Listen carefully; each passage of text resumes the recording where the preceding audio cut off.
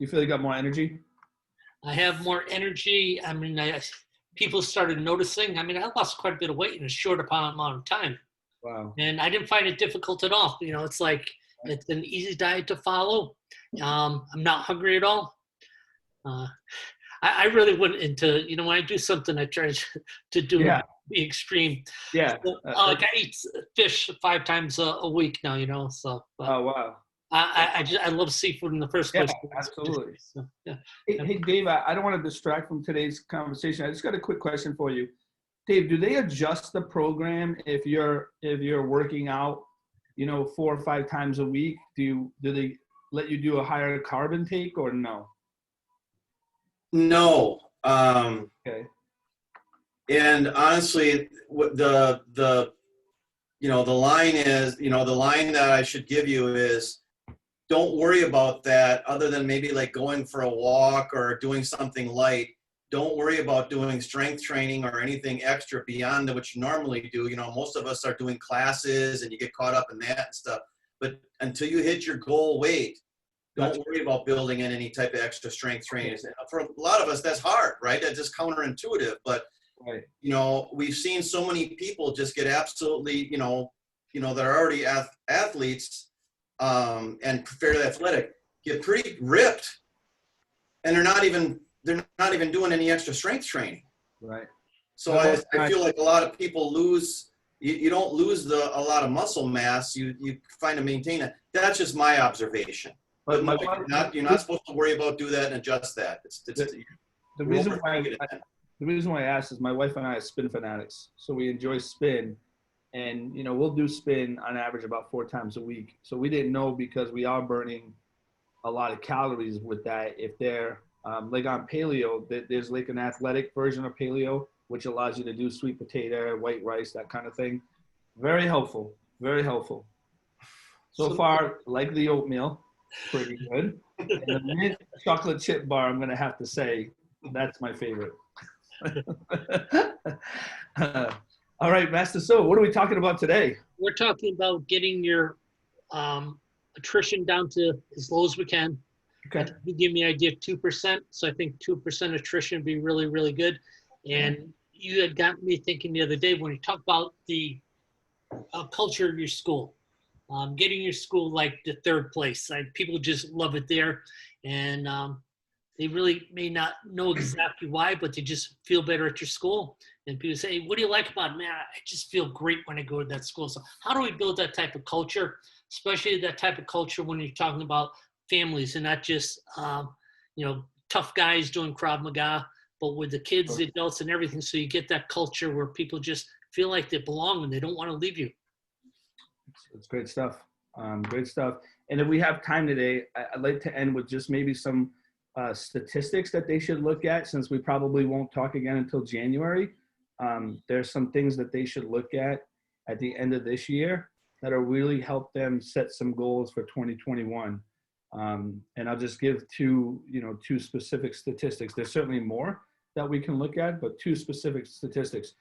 That conversation actually came from, I was talking with just a good friend of mine. He's my original Krav Maga instructor, runs a great school up in Buffalo. And we were talking, and hopefully we get to it today, but I was having him look at his quit rate. So one more time, that was his quit rate, and what the financial bearing that is on having a quit rate that's, we don't want it to be higher than 3%. So this gets more difficult, as you can imagine, the larger a school gets. It's difficult to keep that 3% because it's a big school. And he saw the quit rate of some of my schools. We've had one school, 1.9%. Our large school, which has pre-COVID, almost 600 students. Now we're right around hovering about 500. Still has a quit rate of 2.9. And that's exceptional. And I'm not saying it because it's my school, because the team's running the school, but that's exceptional for a large school. So the conversation came, he asked me one question. He said, if you had to pick one thing that you feel contributes to the low quit rate, what would it be? And I said, hands down, it's culture. And just like Master Silva said, it's creating a place where people want to be there. I started martial arts in 1981.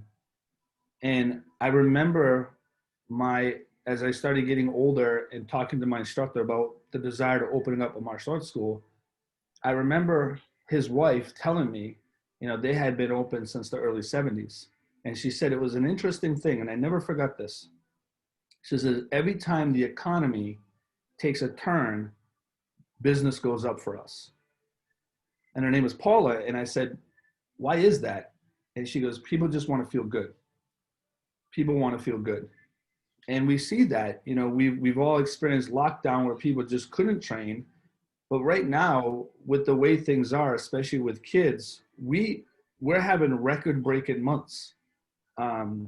September and October, we're in December. October and November were record-breaking months for us for enrollment of kids. Like, it's almost like we can't stop them from coming in the door. And as we're talking to the parents, the kids have got to get out of the house. And I don't know if in your area, but in New England, the governors are constantly talking that childhood depression is up. Spousal abuse is up. Child abuse is up because they're just locked in their houses. And, if you have kids, you remember summer vacation and you get to the point towards the end of summer, you're like, man, I can't wait for school to start. Kids gonna get out of the house. Well, imagine it's been going on, since school started. So they're looking, and the parents that I talked to, I talked to several last week, and just walking through the crowd, and they're saying these kids look so forward to being here. They just, classes are packed, energy's up. And that's the thing, is that you want to create a culture in your school that makes people feel good. And I'm going to give you some specifics, and makes people just want to be there. Okay. So let's work on some specifics, because this is the stuff that I share with my team. We're certainly constantly working at the duplication process. How do we take what we've created in headquarters and get the other 3 schools to duplicate it? And it's not the easiest task in the world, because you have different personalities running these schools. But I try to pinpoint for them certain principles that they want to tap into. Okay, so the first question is this. You have to just decide in advance, what do you want your school to be known for? Okay, now I'm not talking about your style. I want to be known, for Krav Maga. I want to be known for Kempo Karate. I'm talking about your students' experience. So I'll share with you some of them. When I presented that question to my team, I'll share with you some of the answers we got. We want people to feel like it's a family. So that may sound familiar to you. We want people to feel that they're encouraged when they're here. We want people to feel connected. We want people to feel a part of it. We want people to feel, this may sound corny, but it's true. We want them to feel loved. We want them to feel like we appreciate them, we care for them, and we're here to help them the best way we can through our service. We want people to feel connected. We naturally, some people, their personality, they're disconnected. There's that kid that kind of stands off, and no, we're going to rope them in. We're going to bring them in. We're going to make them feel a part of it. We're going to make them feel special. We're going to make them feel that we're happy to see them. We want to be known as a positive, high energy place. So you just sit down and this is what we want to be known for. And you make a list, like you close your eyes and you think of it as a third person. I once read a book, and it talked about in marriage, the third entity in marriage. What's the third entity? Well, there's me and my wife, but then there's this vibe between us. And sometimes that vibe is connected and passionate and loving. And sometimes that vibe can be disconnected and a little tension. That's that third person. Well, think about it in your school.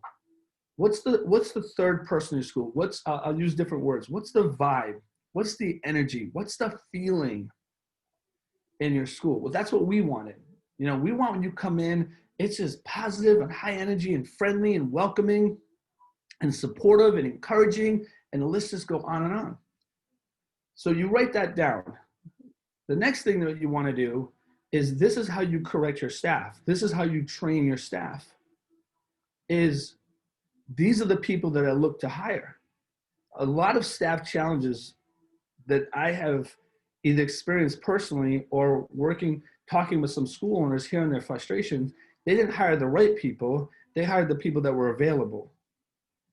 You see, I'm looking for these people now. I want people that are high energy. They got a pep to their step. They got a hustle to their muscle. They smile. They laugh. These are the people I'm looking for, because this through their personality is going to add to the culture we're trying to create. This is when I train my staff. I'll give you an example. Not last week, the week before, I was watching classes, and I'm watching one of my assistants, and I see body language, and I see this girl, and she's kind of leaning on one leg, and she's disconnected from class. And I'm watching him, and I'm watching her, and I'm saying to myself, he's not roping her in. You got to be able to see that. So when I talked to him, his name was Andrew. I said, Andrew, listen, one of the things that we absolutely want to create in our school is we want people to feel connected, to feel appreciated, to feel a part of it. And sometimes you have to go out of your way. I said, it's just like school. He's a teenager. I said, it's just like school. You know those kids in school that are disassociated? Well, it's our job to rope them in. That's not okay. And I gave him, I said, don't teach the lesson plan, teach the people. Look at your class that you're teaching. Are they connected? Are the eyes on you? Is their heads nodding? Are they interested? Is it fun? What's the vibe of the class? So that's what you want to create through the lesson plan. That was his lesson, but how I corrected him was, I want you to do this for this reason. Okay, we hire certain people for this reason. I'm asking you, you're expected when you go out there to teach high energy classes. Okay, you're expected as a professional, pep in your step, smile on your face, hustle your muscle, and go out there and teach high energy classes. And that's done through your personality, through your energy, through the pace of class, through the music that you choose. Why? Because that's what we want to be known for. We want to be known as a very motivating, encouraging place. I expect you, when you correct it, do it in a very encouraging way. We failed some students last week for stripe tests. I grabbed some teenagers and I said, come here, watch me do this. This has to be done. I can't give them the stripe, but you're going to see it's going to be done very loving and caringly, because that's what we want to be known to. Afterwards, one of the parents came up to me and thanked me. I don't think I've ever had a parent thank me for failing the shower for a stripe test, but they saw how it was done tenderly, because that's what we want to be known for. So the first step is to decide what you want to be known for. And the second step is to start teaching this to your staff, because your staff are your first students. If your staff doesn't buy into it, your students will never buy into it. Remember that your staff are your first students. So I want to train them. I want to educate their mind so that they willingly participate in it. Not because they have to, because I signed their paycheck, because they're buying into it, because they believe it and they agree with it. Then they become passionate and they transfer it to the students. I'll give some specifics on things that we do to create culture, okay? Just let me just pull up my notes. These are just some of the things that I shared with the team, okay? Number one, use your 5 senses. What does your school look like? Okay, what does your school smell like? What is the sound when you walk in your school? What is the feel, the vibe? Just use your 5 senses.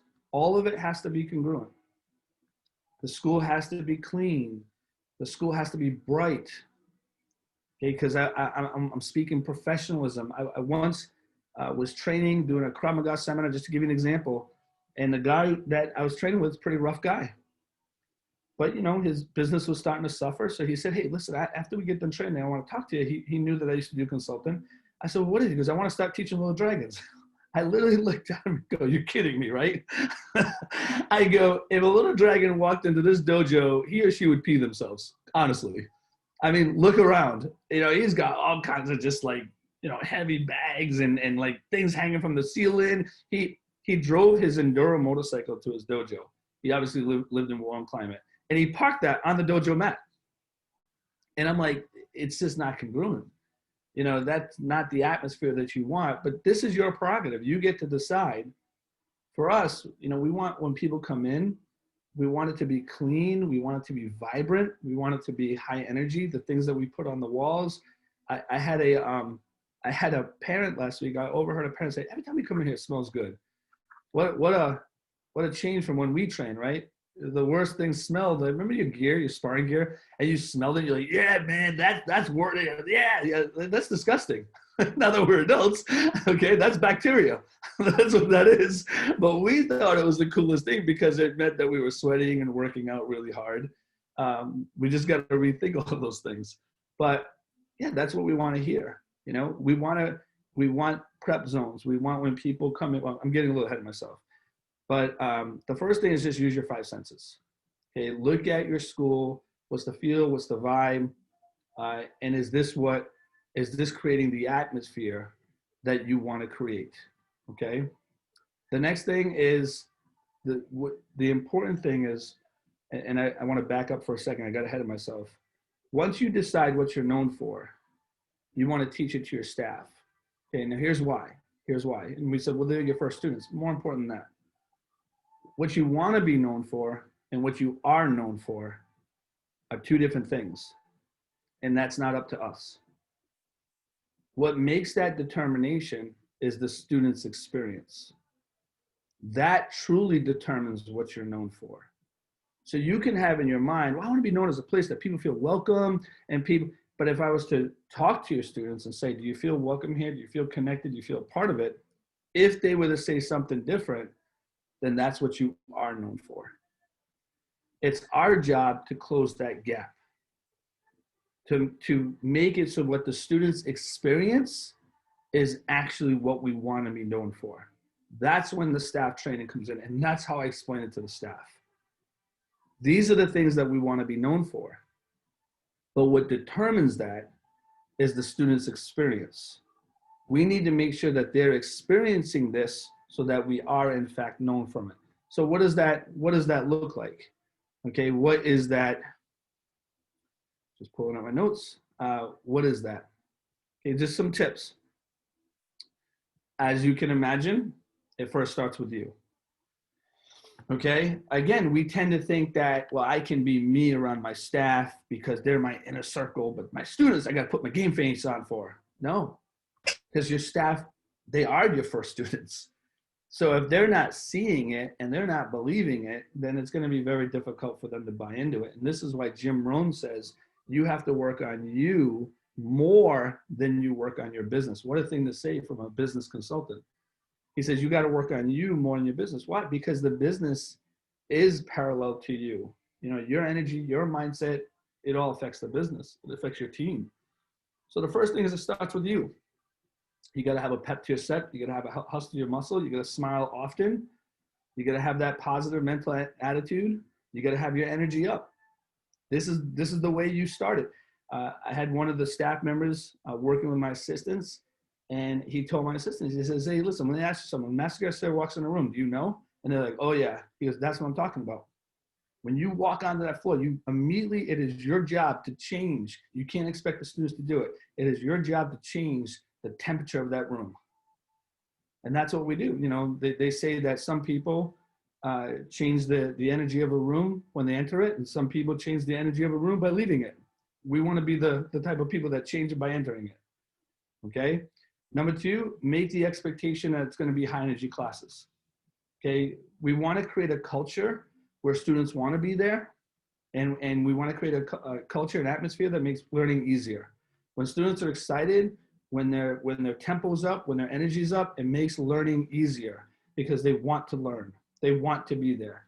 So high energy classes, look at the pace of your class, look at voice projections, look at the music that you're using, look at how your class management is set up. Do you have a good high energy drill for skill that's interesting and exciting and it rolls right into, you know, if you're doing forms or if you're doing whatever, if we're teaching adults, I start off with a high energy drill, we get them moving, we mix in some body condition, they're sweating, and then bam, we go right into the strike set, and they take a water break, they come back, I do the self-defense, and then it's over.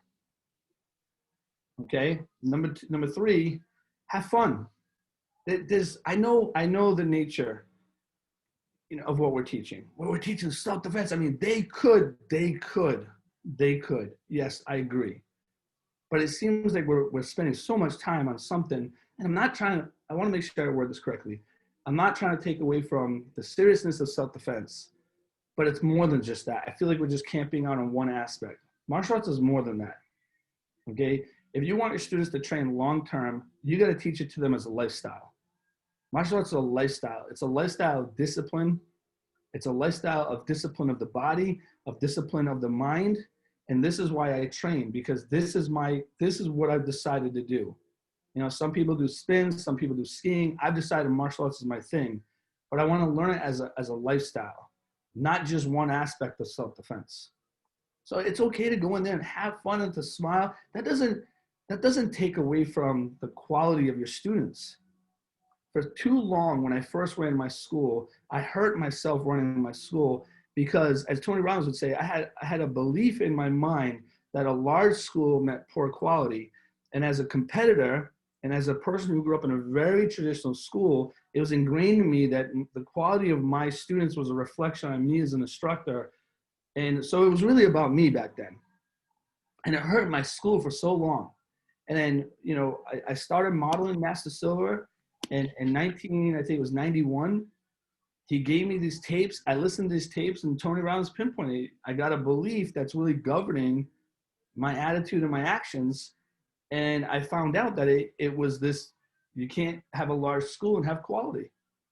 Well, then I go to this convention and I see these schools that have like 500 something students, and I'm watching their staff and their black belts do demos that, quite honestly, I competed with most of these people on the circuit. And I started scratching my head. Well, wait a minute, maybe you can. I looked at Master Silver students, and he's got state champions in his student body. Well, maybe you can. So you just got to look at, you know, some of these belief systems. And one of them is and I know this to be true because I've had people come to my school and watch my classes, and they go, wow, you guys are really having fun. I mean, you guys are high-fiving and you're applauding. And I go, imagine that. Teaching Krav Maga, imagine that, you know? Yeah, but they're still good. They're still taught correctly, but we can have fun in the process for sure.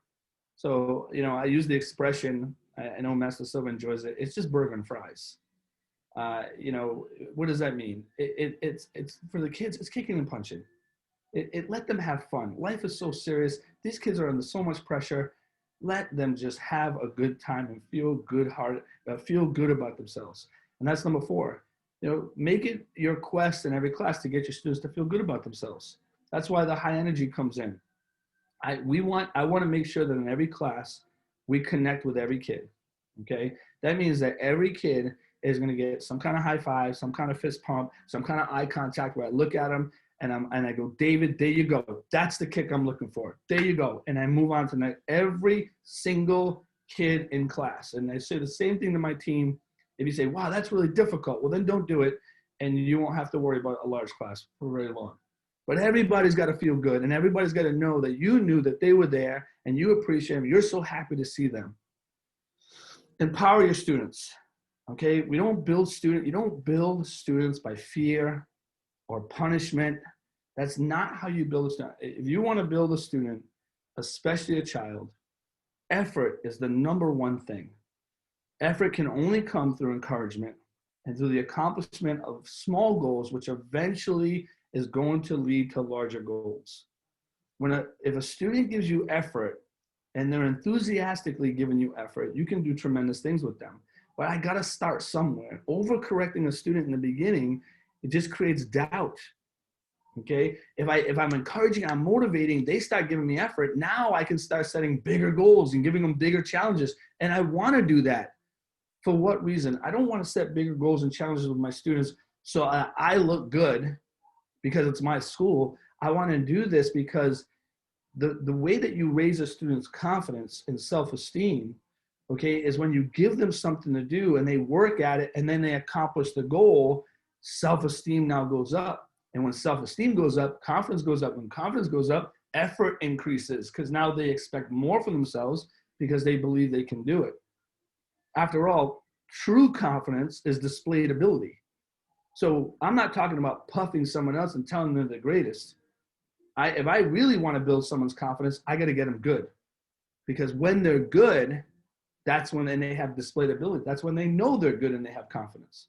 So I want to empower my students. What does that mean? That I want to encourage them. I want to motivate them to hit those goals so that they know they can do it. Lastly, develop sensory acuity. That's the third person. Observe classes from a third-party view. Make sure everyone's connected. Read body language. Make sure they're connected. Make sure they're involved in class. Make sure they're enjoying class, that they're interested in what's being taught. Okay, other ways that you can get your students connected, conversations before classes, prep zones. We have primarily 3 prep zones. We have our front door, we have when they walk on the mat, and then we have an instructor on the mat. As soon as they walk in the door, they're getting greeted, they're named, they're high-fived. Okay, we're excited to see them. They go over the mat, they're getting greeted again, and they go and they sit and they wait for the class. Sometimes we'll do a sizzle time, and that instructor is just getting the energy going before class, or he's talking to them and he's connected to them. Okay, everybody has students that are distant and disassociated. Make the effort. Make the effort to draw them in. How do you do that?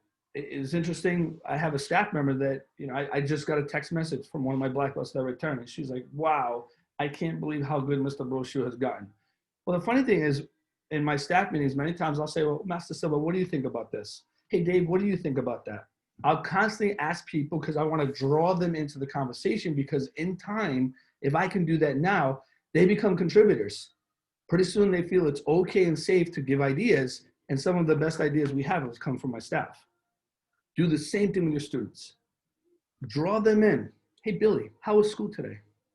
Are you on Zoom or are you at home? How's that going? Hey, I have a student right now that's in my class, and he's really disconnected.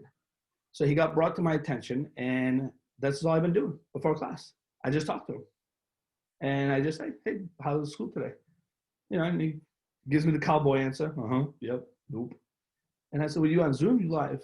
I'm on Zoom. How's that going? I don't like it. How's the nunchuck form going for you?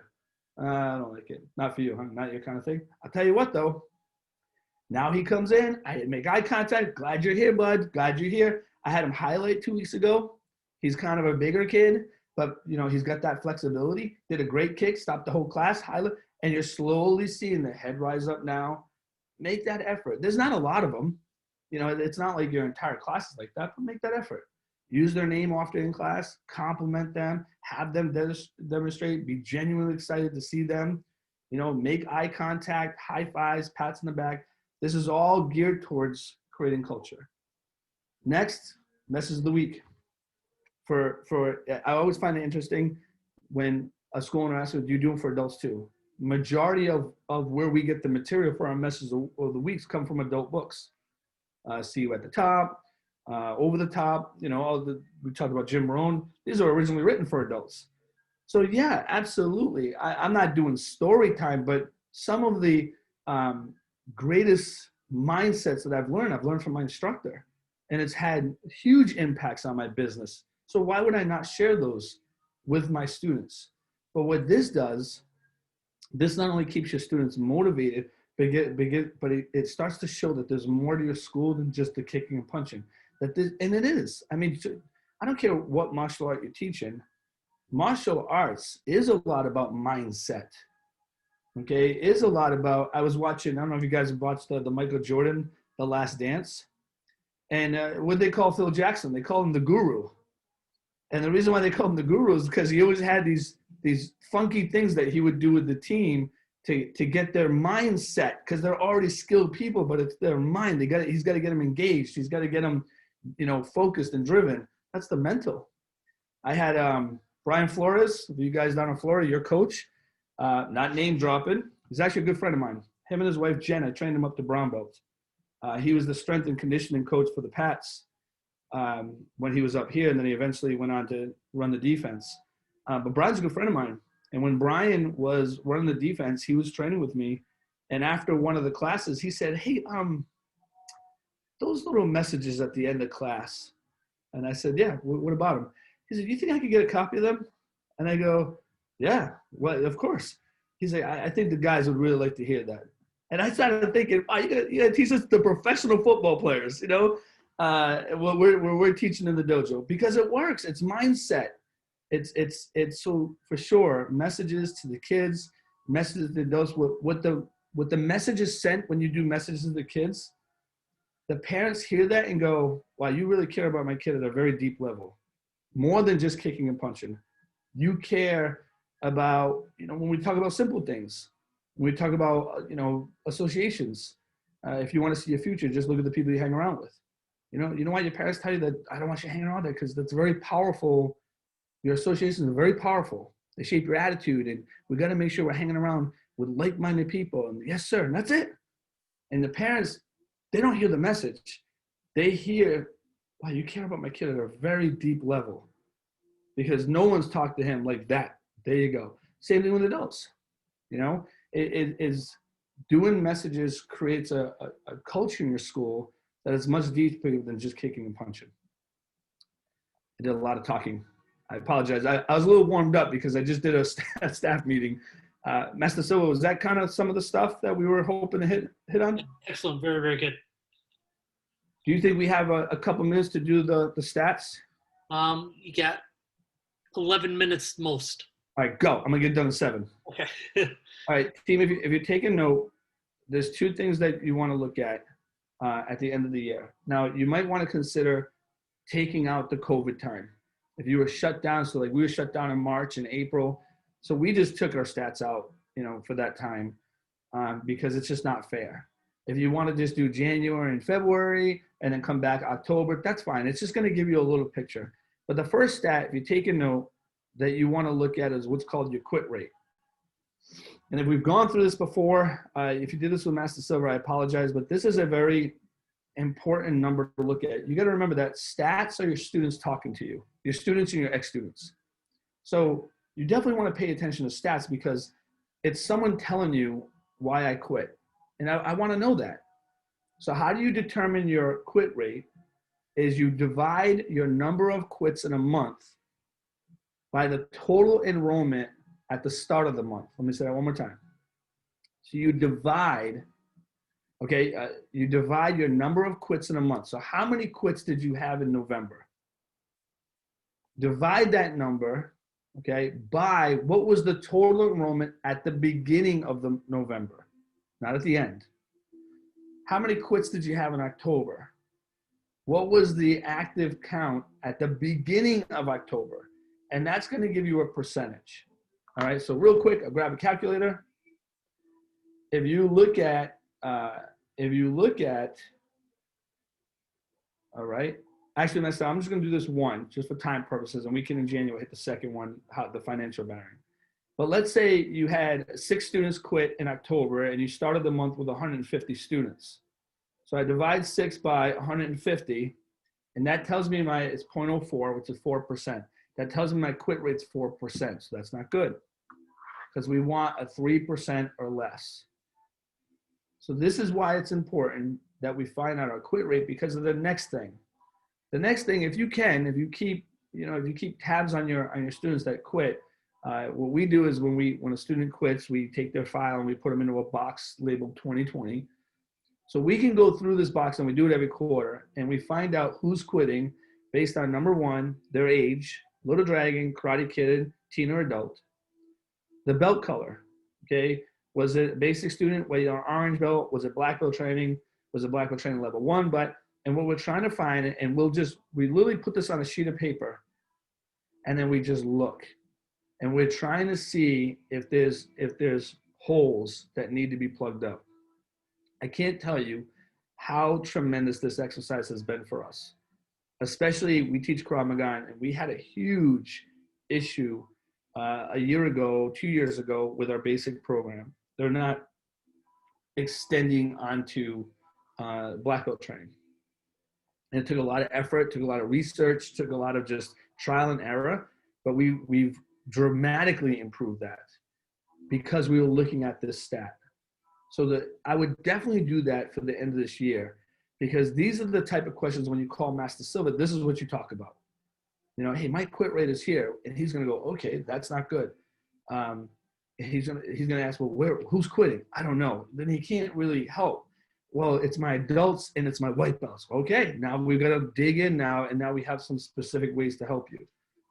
So I would definitely focus in on the quit rate. And then in January, we could talk about the financial bearing and how understanding your quit rate affects your lifetime student value, which is how long a student stays with you and how much money they spend while they're with you, and what this does to the overall growth of your school.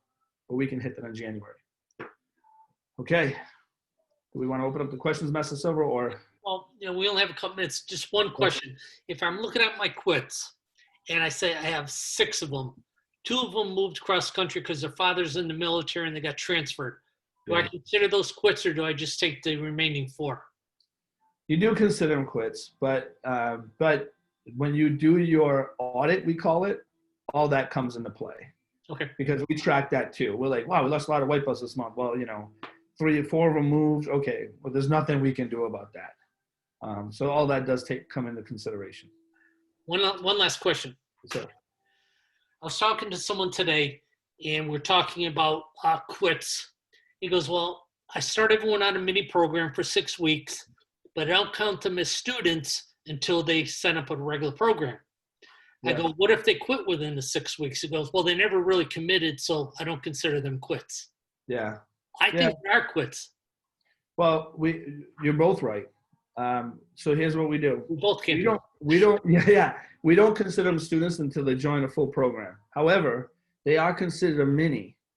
A mini is anything but a full-time program. And we track what's called mini extensions, which is what are the percentage of minis that extend onto a regular program. So we're able to see if a mini's quitting. So both are held accountable. The goal for a mini extension is 70%. It's much lower than an intro because they're already not committed. Why are they on a mini? You know what I mean? That may be what you advertise, but they're already, so we want at least 70% of all minis to extend. That is a number that we track just to hold ourselves accountable, which is what you're talking about. Yes. So, yeah. How can you both be right? You're trying to please everyone, man. I like Sweden, man. I just want to be on everyone's good side. That is awesome. It's funny when Jeannie asked me what I had planned for today. I said, I'm talking to Mr. Garcia. I know I'm going to be laughing a little. So Yeah. Oh, man. We always have a good time. we had a great time working together for sure. I tell you what, I think that's probably the biggest thing that I learned from you was how you can have fun. I came back to teaching. One of my head instructors decided to retire. So I went back to teaching real quick. And the first 2 weeks I was there, my front counter person goes, man, I've never eaten more pizza in my life. Because I was telling him, I said, well, when I worked for Master Silva, there was the rule if it's on the desk, it's for everybody. Yeah.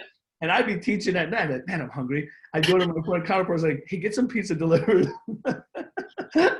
So, she's like, I've never eaten more. And I told him, I said, if I put it on that desk, it's for everybody. Yeah. If I put it on that desk, don't touch it.